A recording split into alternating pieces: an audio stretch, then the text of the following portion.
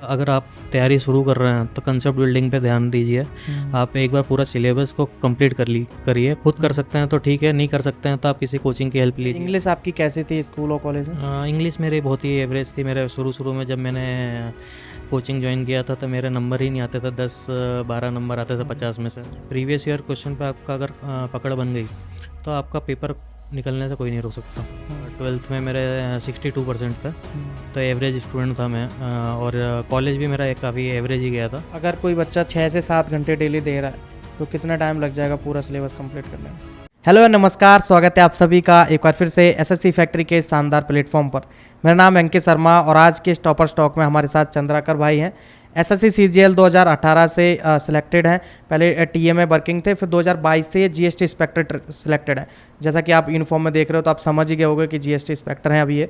पिछले 1.5 साल से वर्किंग है, तो इनका एक्सपीरियंस भी जानेंगे और खासकर इनकी जर्नी हम डिस्कस करेंगे, किस तरीके के इनका ये सफ़र रहा, कैसे इन्होंने एसएससी सीजीएल की तैयारी करी और किस तरीके से उन्होंने स्ट्रेटजी बनाई और इनके जो स्ट्रगल्स रहे, काफ़ी हेल्थ इशूज़ इनके रहे, ऑफ कैमरा भी हम बात कर रहे हैं, उनसे कैसे टैकल करा। होता है ना, एस्पिरेंट जब तैयारी कर रहा होता है छोटी छोटी बातों को लेकर बहुत परेशान हो जाता है, बहुत डिप्रेस हो जाता है, उसकी तैयारी बिगड़ जाती है। तो कैसे कंटिन्यूसली आपको तैयारी करना है, भले ही 2 साल लगे 3 साल लगे, लेकिन उसमें डटे रहना है। तो उसके लिए आपको इस वीडियो से बहुत मोटिवेशन मिलेगा और स्ट्रेटजी वाइज भी बहुत कुछ सीखने को मिलेगा और एक एक्साइज इंस्पेक्टर की ज़िंदगी कैसी होती है वो भी समझने को मिलेगा। अगर आप एक्साइज इंस्पेक्टर बनना चाहते हो तो आपके लिए काफ़ी हेल्पफुल ये वीडियो होने वाला है। अगर चैनल पर नए हो, चैनल को सब्सक्राइब कर लेना। वीडियो पसंद आए वीडियो को लाइक करना।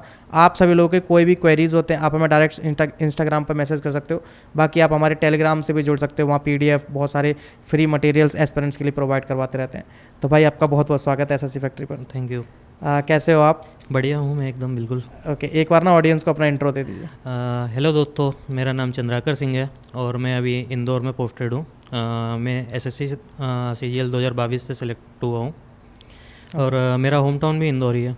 ओके, अगर भाई बात करें आपके जैसे बचपन की बात करें तो आपकी शुरुआती पढ़ाई लिखाई और फिर कॉलेज की पढ़ाई लिखाई कैसी रही और फैमिली बैकग्राउंड कैसा है आपका? मेरे पेरेंट्स, मेरे फादर एक्चुअली गवर्नमेंट जॉब में थे, तो मैंने काफ़ी स्कूलें चेंज करी हैं। मैंने 1 to 12 में 7 स्कूलों में चेंज किया है और मेरा मेजरली केवी में स्कूलिंग निकला है।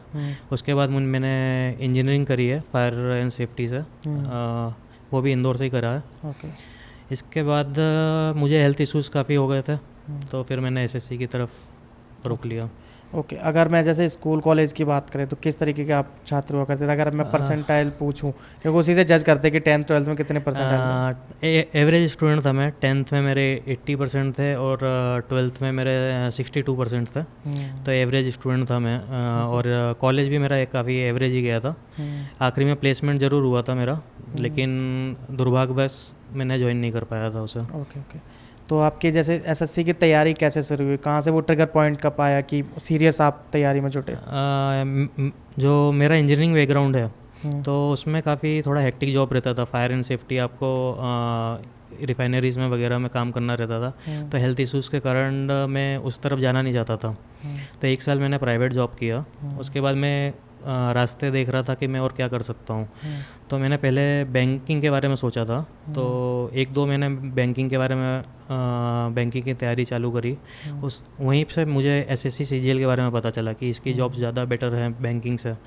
तो उसके बाद मैंने एसएससी सीजीएल के लिए तैयारियां चालू कर दी। ओके, जैसे अभी मैं अगर आपकी स्ट्रेटजी की बात करूँगा तो ना आप 2022 में जो तैयारी आपने करी उसी हिसाब से बताना, क्योंकि 2022 का और अभी का पैटर्न सेम है। 2018 के टाइम तो डिस्क्रिप्टिव भी होता था और 4 टायर होते थे एग्जाम के, तो उस हिसाब से बताना ताकि नए एस्पिरेंट्स जो देख रहे हैं उनकी हेल्प हो पाए, है ना। तो जैसे आपने कोचिंग लिया, शुरू कर दिया आपने ऑफलाइन कोचिंग, उसके बाद कैसे आपकी स्ट्रेटजी कैसे रहती थी? सिलेबस कैसे पूरा कंप्लीट हुआ? कोचिंग करने के बाद कैसे सेल्फ स्टडी में कैसे स्ट्रेटजी बनाई? तो उसके बारे में थोड़ा बताओ, फिर हम सब्जेक्टिव डिटेल में समझेंगे। जी, तो 2022 की तैयारी करने के लिए उसमें मेरा बहुत बड़ा हाथ जो 2018 में मैंने तैयारी करी थी उसका तो रहा ही है। क्योंकि जो कंसेप्ट बिल्डिंग थी वो 2018 में ही हुए थे मेरा। उसके बाद जॉब, 2018 के बाद जॉब के साथ पढ़ाई करना, थोड़ा टाइम मैनेज करना मुश्किल हो जाता था, तो मैं बहुत लिमिटेड पढ़ाई करता था कि टॉपिक वाइज जो मेरा वीक टॉपिक है उसमें ज़्यादा क्वेश्चंस अटेम्प्ट करना, जो मेरा स्ट्रॉन्ग टॉपिक है उसमें कम क्वेश्चन जो टारगेट बनाता था मैं उसके हिसाब से मैं प्रिपेयर करता था। ओके, आपके 2022 के रिसोर्सेज क्या रहे, अगर रिसोर्सेज की बात करें तो? रिसोर्सेज की बात करें तो मेरा प्रीवियस ईयर क्वेश्चन मेन रहा इंग्लिश के लिए, जैसे एमबी पब्लिकेशन की बुक में प्रिफर करता था।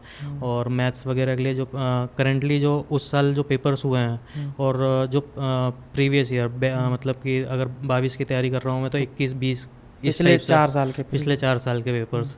तो मेनली मेरा फोकस इन्हीं पे रहता था, इनके मैं बार बार प्रैक्टिस करता था, तो जिससे मेरी तैयारी बहुत ज़्यादा अच्छी हुई है। ओके, आप जॉब भी कर रहे थे तो कितने घंटे पढ़ पाते थे डेली? इवनिंग टाइम में जॉब के बाद ही मैं रात का टाइम निकाल पाता था, तो मैंने लाइब्रेरी लगा के रखी थी ऑफिस के पास में ही। तो जब भी मुझे टाइम मिलता था तो मैं लाइब्रेरी चले जाता था। ऑफिस के बीच में भी चले जाता था क्योंकि मेरे सीनियर्स थोड़े सपोर्टिव थे, तो जब भी कुछ काम रहता था तो मैं लाइब्रेरी से आ जाता था। और उसके बाद इवनिंग में मेनली 8 बजे के बाद से 1-2 बजे तक जो 4-5 घंटे मुझे मिलते थे, तो उसमें मैं फोकस स्टडी करता था।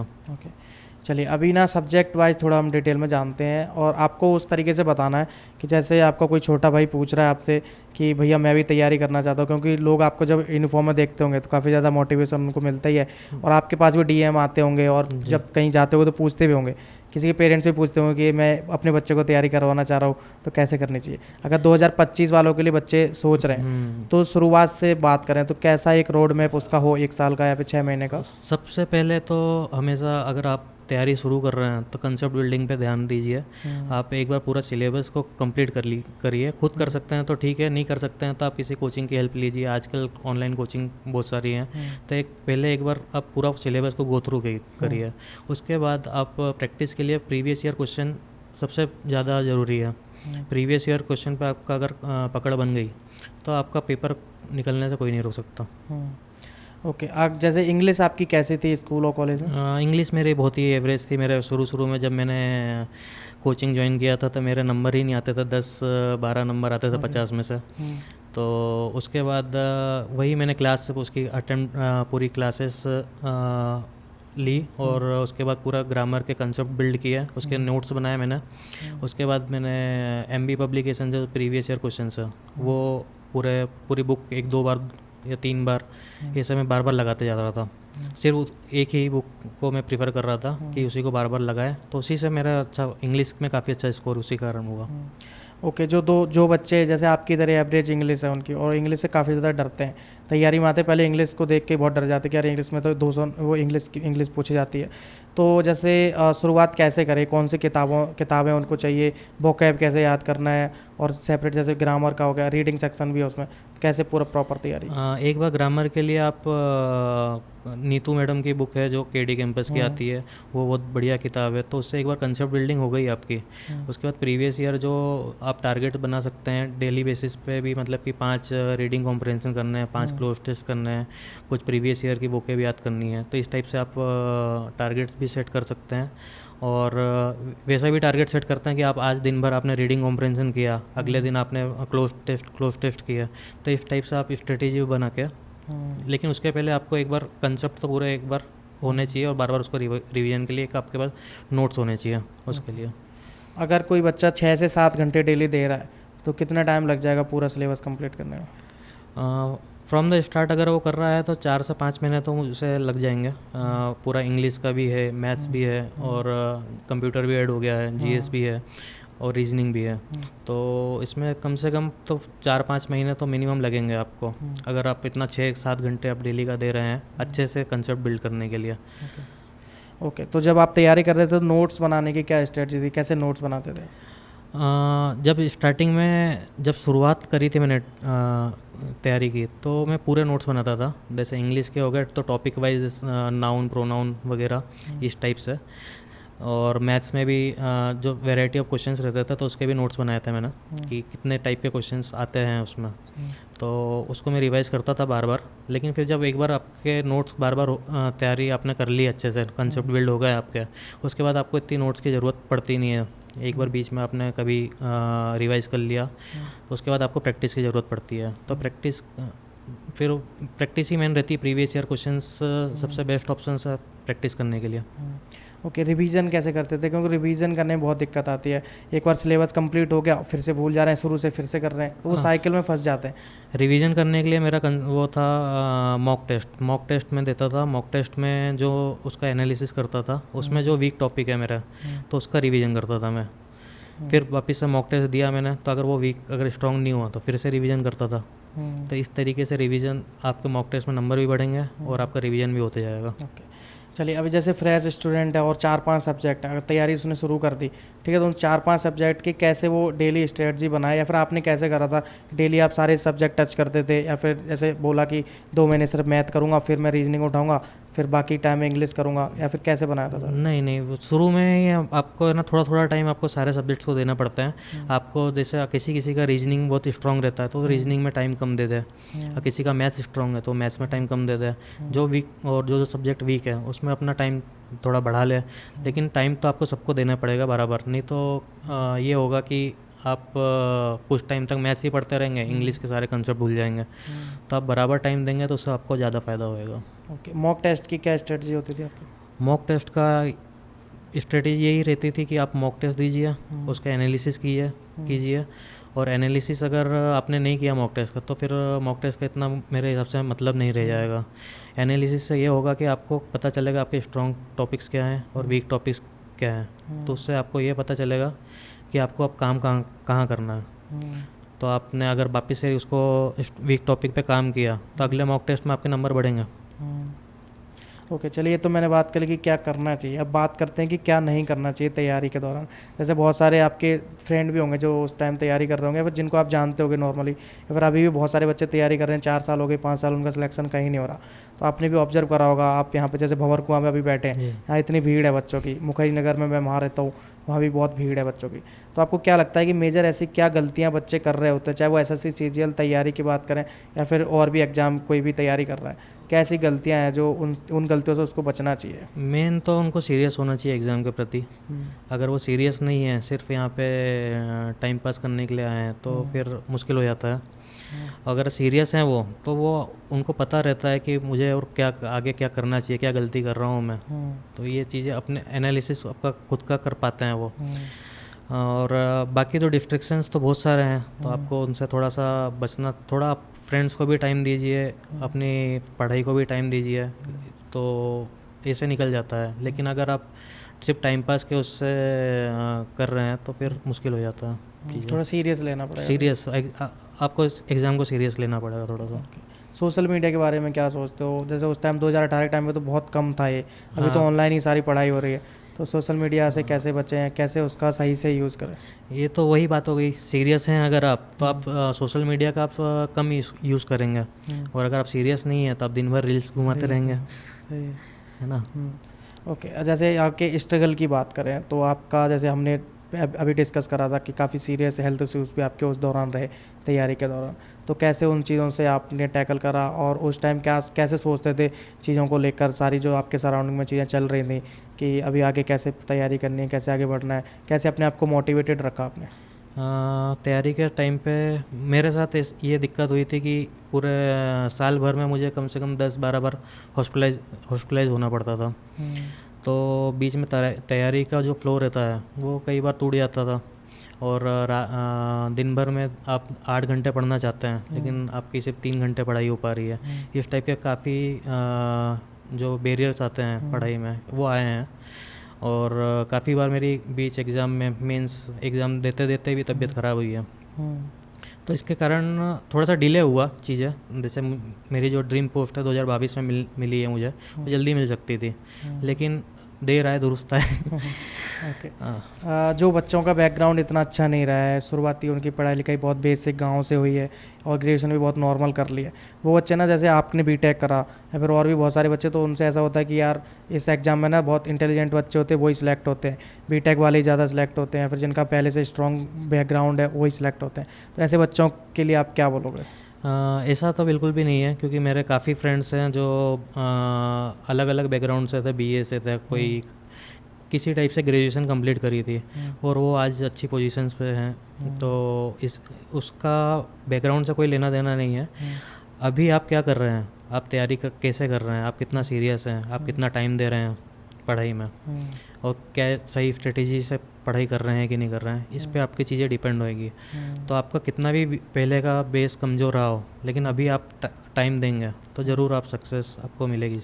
ओके, कोचिंग को लेके क्या सोचते हो कि ऑफलाइन कोचिंग बेटर है या फिर ऑनलाइन? जब मैंने शुरुआत करी थी तो उस टाइम पे ऑनलाइन ज़्यादा ऑप्शंस थे नहीं, तो मैंने तो ऑफलाइन से शुरुआत करी थी। लेकिन आज के टाइम में ऑनलाइन बहुत बढ़िया बढ़िया कंटेंट आ गया है, बहुत बढ़िया बढ़िया टीचर्स आ गए हैं। तो अभी तो आपके पास फ्री मटेरियल भी काफ़ी अवेलेबल है, और जो ऑनलाइन कोचिंग्स हैं तो इतनी एक्सपेंसिव भी नहीं है, तो आपको काफ़ी मटेरियल है। तो ऑनलाइन मुझे लगता है अभी बेटर चल रहा है। ओके, चलिए अभी 3 सब्जेक्ट और रह गए, उन पर हमने डिस्कस नहीं करा। मैथ, रीजनिंग और आपका जीके जीएस। इंग्लिश की हमने बात कर ली, इसको डिस्कस करते हैं। फिर आपके पोस्ट के बारे में थोड़ा जानेंगे, कैसा एक्सपीरियंस है इनके बारे में थोड़ा बताओ कि क्या क्या रिसोर्सेज की ज़रूरत पड़ेगी अगर बच्चे को रीजनिंग स्ट्रॉन्ग करना है, और मैथ और जीके जीएस। रीजनिंग मेरा तो शुरू से स्ट्रॉन्ग था। तो मैंने कभी बुक्स रेफ़र नहीं करी थी, मैं मॉक टेस्ट पे रिलाई करता था कि मॉक टेस्ट में मेरा कौन सा टॉपिक वीक है, तो उसको मैं यूट्यूब पे वगैरह पे ट्रिक्स वगैरह देख लेता था। तो अभी भी यूट्यूब पे काफ़ी क्लासेस फ्री, रीजनिंग की बहुत अच्छी अच्छी क्लासेस फ्री में डली हुई हैं, तो बच्चे उसको रेफ़र कर सकते हैं और प्रीवियस ईयर जो या मॉक टेस्ट में उसको प्रैक्टिस कर सकते हैं। बाकी रही बात इंग्लिश की, तो इंग्लिश में प्रीवियस ईयर क्वेश्चन अभी एक एमबी पब्लिकेशन की बुक है और एक टीसीएस की प्रीवियस ईयर के कंपाइलेशन आता है। तो आप उनको जितना प्रैक्टिस करेंगे, बार बार जितना लगाएंगे, उतने आपके कंसेप्ट स्ट्रॉन्ग होंगे। और जीके का तो मेरा शुरू से पहले भी वीक था, लेकिन 2022 में मैंने एक स्ट्रेटेजी बनाई थी। मुझे ज़्यादा याद नहीं होता था, तो मैंने अपॉइंटमेंट्स में जैसे जो आपके करंट अफेयर रहता था उसमें 200-250 अपॉइंटमेंट्स रहते थे, तो उसमें से मैं ना 25-30 इंपॉर्टेंट अपॉइंटमेंट्स के नोट्स बनाता था, सिर्फ उतना ही याद करके आता था। ऐसे टॉपिक वाइज में हर चीज़ के जितना मुझसे याद हो सकता था सिर्फ उतना करके आता था। और पेपर इतने दे दिए थे, तो मुझे पता था कि एसएससी में किस टाइप के क्वेश्चंस आते हैं, तो उससे मुझे काफ़ी हेल्प हो गई थी, जिससे मेरा जीके में भी अच्छा स्कोर रहा था। तो जो जीके में वीक हैं, कम टाइम उनको याद नहीं होता है, तो वो ये स्ट्रेटेजी भी फॉलो कर सकता है। ओके, चलिए अभी अगर मैं आपके पोस्ट के बारे में बात करूं, जैसे आप बोल रहे हो कि ड्रीम पोस्ट आपकी एक्साइज इंस्पेक्टर थी, तो एक्साइज इंस्पेक्टर ही क्यों बनना था आपको? और भी बहुत सारी पोस्ट आती हैं। इसमें एक तो यूनिफॉर्म का चार्म था मुझे शुरू से ही। हाँ। तो यूनिफॉर्म चाहिए थी कैसे भी, और वो भी घर पे मिल जाए तो सबसे बढ़िया था। तो इसलिए ये ड्रीम पोस्ट थी मेरी, क्योंकि एमपी में और सीएसएस वगैरह लेते हैं तो ये एग्जामिनर वगैरह रहता है, तो आपको घर से दूर भी आना पड़ता है। तो इस शुरू से यही ड्रीम पोस्ट रखी थी मैंने अपनी कि एक्साइज इंस्पेक्टर बनना है और घर पे बनना है। हाँ। ओके, तो अभी 1.5 साल करीब आपका एक्सपीरियंस हो गया है जॉब करते हुए? हाँ, यहाँ पे 1 साल हो गया है। इसके पहले मैं इनकम टैक्स में था, वहाँ पे 2 साल मेरा करीब हो गया था। तो एक्साइज इंस्पेक्टर का 1 साल का कैसा एक्सपीरियंस आपका? जो एग्ज़ाम जब आप एस्पिरेंट थे वैसा सोचते थे उस टाइम पे, वैसा आपको अभी फील होता है जॉब करते हुए? कुछ 50-50 टाइप का है कि अपन जैसा सोचते थे तो उस टाइप से, जैसे यूनिफॉर्म है के बारे में सोचते थे, तो यूनिफॉर्म भी हमें डेली नहीं पहननी पड़ती है वहाँ पे, तो फॉर्मल्स में ऑफिस जाते हैं। बाकी काम के रिलेटेड ये है कि जीएसटी डिपार्टमेंट में काफ़ी वैरायटी ऑफ काम है, तो इसमें आप बोर नहीं होते हैं। काफ़ी एक्साइटिंग काम्स भी हैं। कस्टम्स में पोस्टिंग होती है आपकी, तो और प्रिवेंटिव में होती है, तो रेड वगैरह पे जाना पड़ता है, तो उसमें बहुत मज़ा आता है। चलिए, एक्साइज इंस्पेक्टर को लेके जो कुछ मिथ आपको लगते हो कि जो मार्केट में है, चाहे वो इंस्टाग्राम पे ऐसे गाड़ी के सामने खड़े होकर फ़ोटो डालते हैं, या फिर उन कैसे देखते हो 2-4 जो मिथ अभी मार्केट में चल रहे हैं? मिथ तो है कुछ, जैसे जो रील्स वगैरह आप देखते हैं वहाँ इंस्टाग्राम्स वगैरह पे, तो वो सिर्फ बनाने के लिए होती है। इतना भी मतलब कि रोला नहीं रहता है इसका। आपको थोड़ा ऑफिस वर्क ही रहता है, मेनली ऑफिस वर्क है, आप रूटीन वर्क है। बस आपका ये है कि आपकी पोस्ट अच्छी है, आपके मार्केट में वैल्यू अच्छी है, तो आपको इज्जत भी अच्छी मिलेगी। बाकी तो रील्स में कुछ ज़्यादा ही दिखा दिया जाता है। ओके, जैसे गवर्नमेंट की तरफ से क्या फैसिलिटीज़ प्रोवाइड करी जाती है आपकी लाइफ को बेटर करने के लिए? गवर्नमेंट की तरफ से अभी आप सुन ही रहे हैं कि अभी एनपीएस चल रहा था, अभी एक यूपीएस लागू करने का चल रहा है, और बाकी ओल्ड पेंशन स्कीम के बारे में चल ही रहा है। तो एक तो प्राइवेट जॉब से तो ये बेटर ही है, और आपको बाकी एक्स्ट्रा अलाउंसेस वगैरह भी मिलते हैं। यूनिफॉर्म अलाउंस भी मिलता है, एचआरए मिलता है, टीए मिलता है, और बीच में ब्रीफ केस अलाउंस वगैरह ये एक्स्ट्रा अलाउंसेस मिलते हैं। छुट्टियों का रहता है, कि आप प्राइवेट जॉब से तो ज़्यादा छुट्टियां मिलती ही हैं आपको, और सिक्योर जॉब है काफ़ी, और रेपुटेटेड जॉब है, गवर्नमेंट जॉब है आपके पास, सिक्योर। सही है।